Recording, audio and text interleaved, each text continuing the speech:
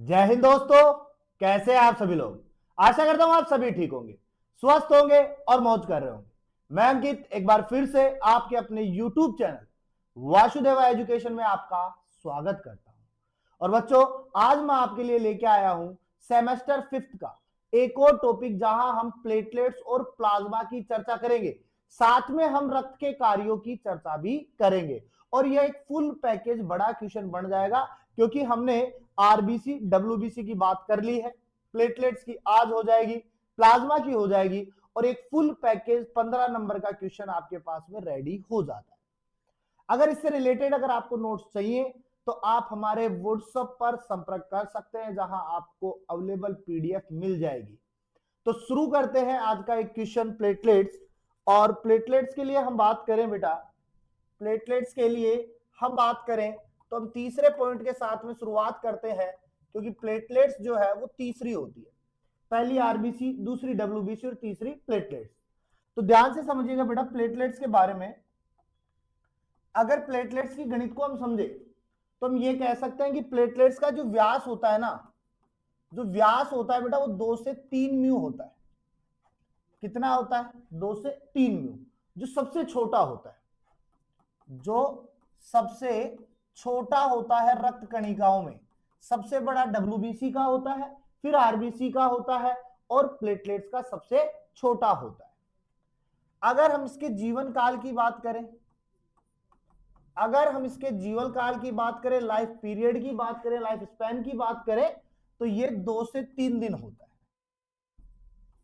2 से 3 दिन होता है। और अगर बात करें 4 से 5 दिन में ये रिकवर भी हो जाता है, यानी वापस से बनना भी शुरू हो जाता है।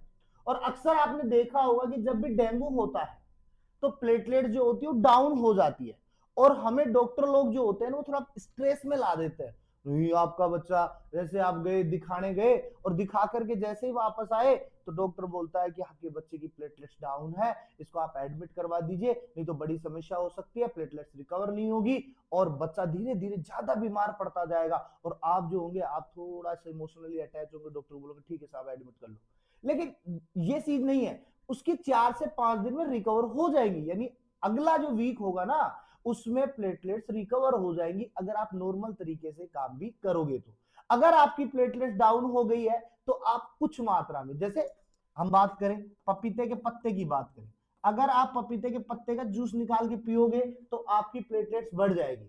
अगर आप नीम ग्लोई, किसकी बात कर रहा हूं मैं, नीम ग्लोई का अगर जूस निकाल के पियोगे तो आपकी प्लेटलेट्स बढ़ जाएगी। अगर आप बकरी का दूध पीते हो, आप अगर बकरी का दूध पीते हो तो आपकी प्लेटलेट्स बढ़ जाएगी। मैं सिंपल सी बात कहूंगा, ये 3 चीज अगर आप अजमा के देखना, आपकी प्लेटलेट्स कभी भी डाउन नहीं होंगी, प्लेटलेट्स हमेशा बढ़ी हुई आएंगी। तो जब भी डॉक्टर कहे ना एडमिट करवा दो या हम ये ट्रीटमेंट देंगे, अरे ट्रीटमेंट कुछ नहीं, आप 3 ट्रीटमेंट करो, आपकी प्लेटलेट्स बढ़ जाएगी। ये पर्सनल एक्सपीरियंस बता रहा हूं मैं आपको, और ये बहुत कारगर सिद्ध होता है। कुछ चीजें कड़वी जरूर होती हैं, लेकिन वो साथ अच्छा देती है। वैसे ही कुछ लोगों की बातें जो होती है ना, कड़वी जरूर होती है, लेकिन उनसे हमें मोटिवेशन अच्छी मिलती है। देखो एक बात होती है ना, सच हमेशा कड़वा होता है और झूठ हमेशा मीठा होता है। सच बोलोगे कड़वे लगोगे, और झूठ बोलोगे ना बहुत ही प्यारे लगोगे, सबको पसंद भी आओगे आप लोग। लेकिन अगर कड़वा बोलोगे ना तो कोई पसंद नहीं करेगा।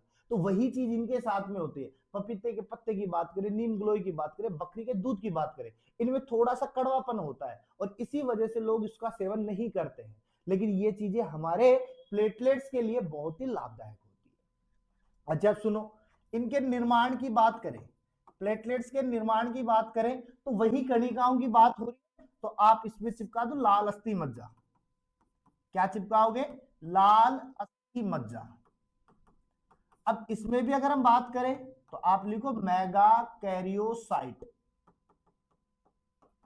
मेगा कैरियोसाइट कोशिकाओं के अंदर इनका निर्माण होता है। इनकी अगर आकार आकृति की बात करें तो इनकी जो आकृति होती है बेटा, या तो गोलाकार होगी, या तो गोलाकार होगी, या अंडाकार होगी, या बेटा सलाखा के समान होगी।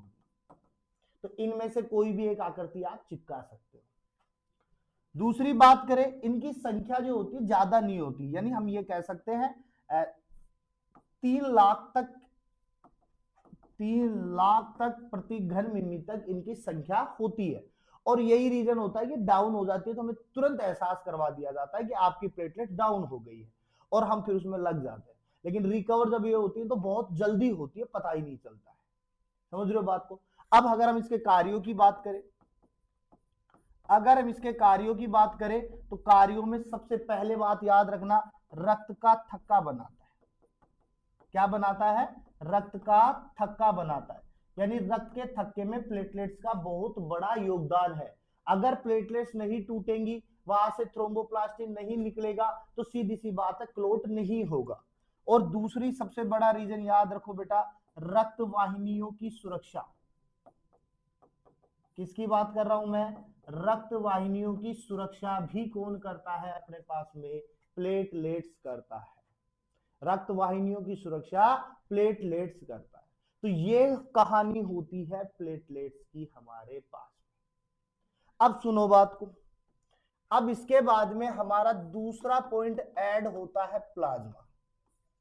प्लाज्मा बहुत बड़ा क्वेश्चंस बन जाता है अपने आप में भी, कमेंट्स के रूप में आ जाता है, पूछ लेता है कि मनुष्य के प्लाज्मा के बारे में बताइए। तो समझिएगा इस क्वेश्चन को भी ध्यान से, इस क्वेश्चन को भी आप बड़े प्यार से और बड़े ध्यान से समझिएगा।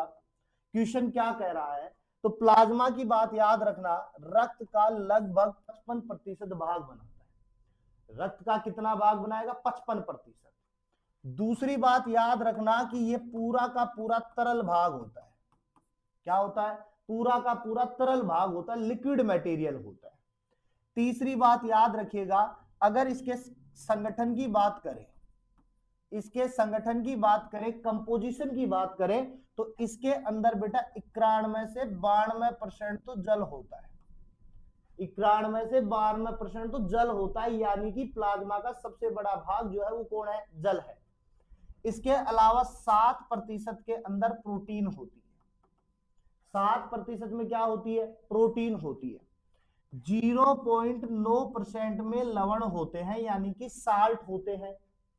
और बाकी का 0.1% जो है वो ग्लूकोज की मात्रा होती है। क्या होती है? ग्लूकोज की मात्रा होती है। और इसीलिए हम कहते हैं कि ये पूरा 100% के अकॉर्डिंग बांट देते हैं। अब इनका बंटवारा हम आगे कैसे करेंगे?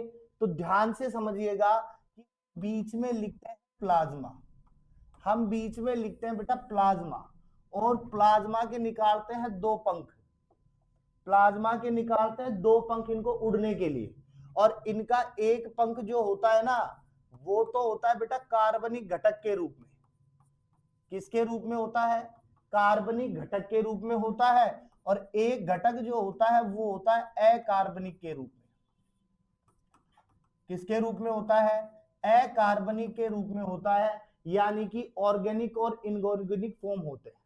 अच्छा, कार्बनिक में मैं बात करूं तो ध्यान रखना बेटा, इसमें केवल प्रोटीन्स शामिल होती है। इसमें केवल कौन शामिल होती है? प्रोटीन्स शामिल होती है। और प्रोटीन्स के अलावा भी अगर मैं बात करूं तो बेटा यहां पर आप यूरिक एसिड को ऐड कर सकते हो, आप यहां पे यूरिया को ऐड कर सकते हो, आप यहां पे अमोनिया को ऐड कर सकते हो। यानी कि प्लाज्मा में प्लाज्मा के कार्बनिक घटक में प्रोटीन्स के अलावा यूरिक एसिड होता है, यूरिया होता है, अमोनिया होता है। और इन्हीं के आधार पर जीवों को भी बांटते हैं अपन बेटा। ये तीनों के तीनों जो है बेटा वो उत्सर्जी पदार्थ होते हैं। और इन्हीं उत्सर्जी पदार्थों के आधार पर हम जीवों का वर्गीकरण भी करते हैं। जो यूरिक एसिड को त्यागता है उसे यूरिकोटैलिक कहते हैं, जो यूरिया का उत्सर्जित करता है उसे यूरियोटैलिक कहते हैं, और जो अमोनिया को बाहर निकालता है वो अमोनोटैलिक होते हैं। तो सीधी बात समझो कि अमोनिया को कौन त्याग रहा है? अमोनिया को क्यों त्याग रहा है? तो समझो सीधी बात, प्रोटोजोआ जो ऑर्गेनिज्म है, जो यूनिसेलुलर है, वो सारे के सारे क्या त्याग रहे हैं? अमोनिया। यूरिया की बात करें तो यूरिया के लिए आप सबसे बड़ा एग्जाम्पल खुद का ले सकते हो, ह्यूमन का। मनुष्य भी क्या त्यागता है? यूरिया त्यागता है। और वहीं अगर हम बात करें यूरिक एसिड की, तो जो बर्ड्स होते हैं अपने पास में, पक्षी जो होते हैं, एवीज वर्ग जो होता है, वो यूरिक एसिड का क्या करता है, उत्सर्जन करता है। वही अकार्बनिक घटकों में हम बात करें तो जितने भी अब अपने पास में साल्ट है वो सारे के सारे यहां ऐड कर दो, साल्ट जो है वो यहां ऐड हो जाएंगे। इसके अलावा अगर मैं बात करूं, इसके अलावा मैं बात करूं जो भी आयंस है अपने पास में उनको हम यहाँ ऐड कर देंगे, कैल्शियम है, क्लोरीन है, मैग्नीशियम है, फेरस है, सब किस में आएंगे, अकार्बनिक में आ जाएंगे। इसके अलावा सबसे बड़ा यहाँ पर NaCl की मात्रा भी होती है। किसकी मात्रा, NaCl की मात्रा, सोडियम क्लोराइड की मात्रा। क्यों है, क्योंकि ये रक्त को क्या बनाता है, नमकीन बनाता है। रक्त का स्वाद कैसा होता है, नमकीन। ये किसकी वजह से होता है, NaCl की वजह से होता है। और वही प्लाज्मा की बात करें, प्लाज्मा जो होता है ना बेटा, पीले रंग का पदार्थ होता है। किसका, पीले रंग का पदार्थ होता है बेटा। अब समझो, अब इसके बाद में हम इसका नेक्स्ट पोर्शन उठाते हैं। नेक्स्ट पोर्शन जब हम उठाते हैं तो फिर हम रुख करते हैं प्लाज्मा प्रोटीन की तरफ, क्योंकि प्लाज्मा में जल के बाद में अगर कोई दूसरा स्थान है तो वो प्लाज्मा प्रोटीन का है। अब प्लाज्मा प्रोटीन की बात करें तो ये 7% के अंदर मुख्य रूप से 4 प्रोटीन को शामिल करती है। कितने प्रोटीन को, 4 प्रोटीन को शामिल करती है, जिसमें सबसे पहले और सबसे ज्यादा मात्रा में आती है एल्ब्यूमिन। कौन सी आती है, एल्ब्यूमिन आती है। दूसरे नंबर पे आती है बेटा ग्लोब्यूलिन। कौन सी आती है, ग्लोब्यूलिन आती है। तीसरे नंबर पे बेटा फाइब्रिनोजन आती है। कौन आता है, फाइब्रिनोजन आता है। और तीसरे नंबर पे आता है प्रोथ्रोम्बिन। तो ऐसे करके हमारे पास में 4 प्रोटीन प्लाज्मा की मुख्य भाग होती है। अब सुनो, अब इनके कार्य सुनो एक एक के। एल्ब्यूमिन की बात करें, एल्ब्यूमिन की बात करें तो सीधी सी बात है, वोटर बैलेंस के रूप में काम करता है। किसके रूप में, वोटर बैलेंस के रूप में, जल संतुलन के रूप में काम करता है। और जब बात जल संतुलन की होती है तो फिर हम कह देंगे कि ये ऑस्मो रेगुलेशन में मदद करता है। किसमें मदद करता है, ऑस्मो रेगुलेशन में मदद करता है। और जब बात ऑस्मो रेगुलेशन की हो और मैं कहूं कि अगर गलती से शरीर में एल्ब्यूमिन की क्या हो जाए, कमी, एल्ब्यूमिन की मात्रा अगर कम हो रही है तो उस स्थिति को बेटा हम कहेंगे हाइपोएल्ब्यूमिनिया। क्या कहूंगा, हाइपोएल्ब्यूमिनिया कहूंगा मैं यहां पे। अब सुनो, ये जो ग्लोब्यूलिन है ये 3 भागों में बटी होती है। कितने में, 3 भागों में। एक होती है अल्फा ग्लोब्यूलिन, एक होती है बीटा ग्लोब्यूलिन और एक होती है गामा ग्लोब्यूलिन। अब इन तीनों का काम क्या है, तो सुनो, अल्फा जो होती है ना अपने पास में, अल्फा जो होती है वो हार्मोन में सहायक होती है। किसमें सहायक है बेटा, हार्मोन स्थानांतरण में, हार्मोन्स को एक स्थान से दूसरे स्थान पर भेजती है। बीटा की बात करें, बीटा की बात करें तो हीमोग्लोबिन की चैन बनाती है। क्या बनाती है, हीमोग्लोबिन की चैन बनाती है। वही गामा की बात करें, गामा की बात करें तो गामा जो है इम्यूनिटी में सहायक होती है। किसमें सहायक होती है, इम्यूनिटी में सहायक होती है। तो ये 3 मेन फंक्शंस होते हैं ग्लोब्यूलिन के, जो रक्त में रह करके प्लाज्मा के साथ रह करके काम करती है। अब सुनो बात को बेटा, ये जो फाइब्रिनोजन है, ये जो प्रोथ्रोम्बिन है, ये काम करता है रक्त के थक्के में, रक्त के थक्के को बनाने में, रक्त के थक्के को बनाने में सहायक। तो ये हमारे पास में 4 चीजें होती है प्लाज्मा प्रोटीन की, जो इंपॉर्टेंट रूप से रोल प्ले करती है। अब ये चारों चीजें अपने पास में कंप्लीट होती है तो हमारे पास में एक और पॉइंट रह जाता है, एक और पॉइंट रह जाता है, और वो रह जाता है बेटा ब्लड ग्लूकोज। क्या रह जाता है, ब्लड ग्लूकोज। अब सुनो, ब्लड ग्लूकोज की बात करें तो इसकी मात्रा केवल हमारे पास में कितनी है, 0.1%। और हम कह सकते हैं कि हमारे जो मस्तिष्क की कोशिकाएं हैं वो इस ग्लूकोज के प्रति बहुत अधिक संवेदनशील होती है। अगर इसकी मात्रा, अगर इस ग्लूकोज की मात्रा 0.4% हो जाए या कम हो जाए, या इससे कम हो जाए तो ये हमारे लिए बहुत ही हानिकारक हो सकती है। क्योंकि हमारी मस्तिष्क की जो कोशिकाएं हैं उनमें जो अनिच्छित पेशियां है उनके अंदर ऐंठन बन जाएगी, और ऐंठन ऐसे बनेगी कि ये मृत्यु का कारण भी बन सकती है। कई बार नहीं होता, हमारा सर की नसें फट रही है, हमारी सर की नसें जवाब देने वाली है, हमारी सर की नसें कभी भी फट सकती है, और हम बिल्कुल स्ट्रेस में आ गए, कभी भी फट सकती है। तो फटने का सीधा सा है, वहां पे ग्लूकोज का लेवल कम हो गया है, और ये जो ग्लूकोज का लेवल है ना मेरे भाई, ये हमारी मृत्यु का कारण भी बन सकता है, क्योंकि क्रैम्प आने लग जाते हैं और हम सर को पकड़ के बैठता तो गयो मतलब गयो को ना, ग्लूकोज को लेवल कम होकर ग्लूकोज को लेवल बढ़ा दो तो बच भी सको तो वडे आपना ने नशा का माने ग्लूकोज को लेवल ठीडा को राखनो तो ज्यादा ना राखनो। आ चीज को तो ध्यान रखो। तो ओ ब्लड, ये ब्लड ग्लूकोज की हमारे पास में क्या हो जाती है, बातें हो जाती है। इसके बाद में हमारे पास में लास्ट एंड फाइनल टॉपिक की बात करते हैं यहाँ पे, रक्त के कार्यों की, फंक्शंस ऑफ ब्लड की बात करें तो फंक्शंस ऑफ ब्लड के अंदर हमारे पास में सबसे पहले आता है गैसीय परिवहन।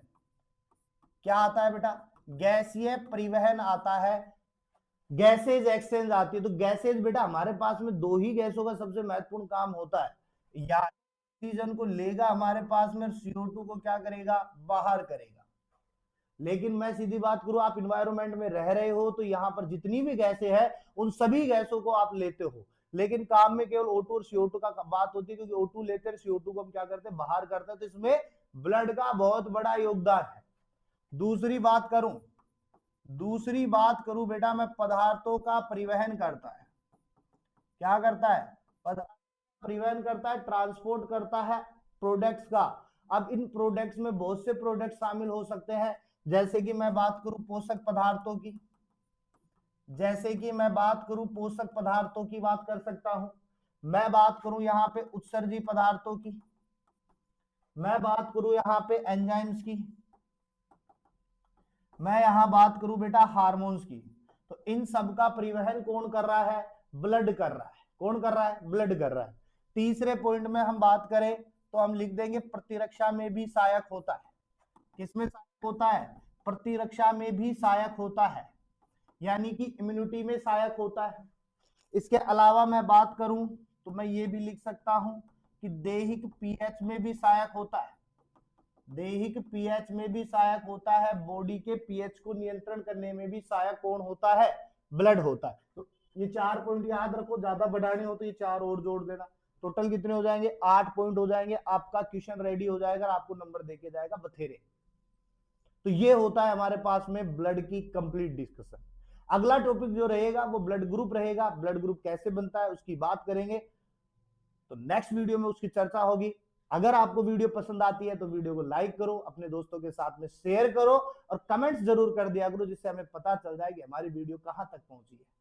और सभी से निवेदन है कि अपने चैनल को सब्सक्राइब करें, बेल आइकन को दबाएं, जिससे वीडियो का नोटिफिकेशन जल्द से जल्द आए, क्योंकि यहां पर आपको एग्जाम तक बहुत कुछ मिलने वाला है। ये भी शुरुआत है क्वेश्चनों की, आगे और कुछ भी मिलेगा, क्योंकि अभी केमिस्ट्री और जूलॉजी चल रही है, आगे आपको बॉटनी भी मिलेगी, फिजिक्स भी मिलेगी, मैथमेटिक्स पोर्शन भी मिलेगा। तो आशा करेंगे हम आपसे कि आप जरूर सब्सक्राइब करोगे, जो नए नए सब्सक्राइबर आए हैं। मिलते हैं नेक्स्ट वीडियो के साथ, और हमेशा की तरह मुस्कुराते रहिए जीवन में।